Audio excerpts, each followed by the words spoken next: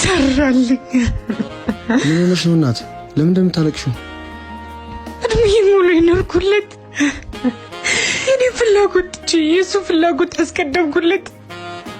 በፈለገኝ ሰዓት ሁሉ ከፊቱ የተገኘሁለት ተስፋ ብቻ እየሰጠ እስከ ዛሬ አቆይቶኝ ትቶኝ ሄደ።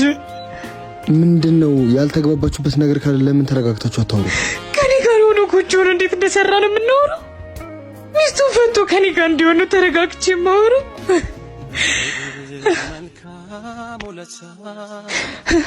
ምናልባት ለኔ ፍቅር አይገባኝ ይሆናል። ለዛው ነው የምሰቃየው። ካልፈለግን ለምን በሰው ህይወትና ስቃይ እንጫወታለን?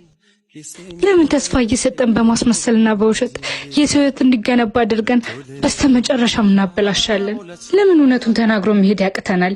በእኛ ላይ ቢደርስስ ግን ብለን አስበን እናውቃለን?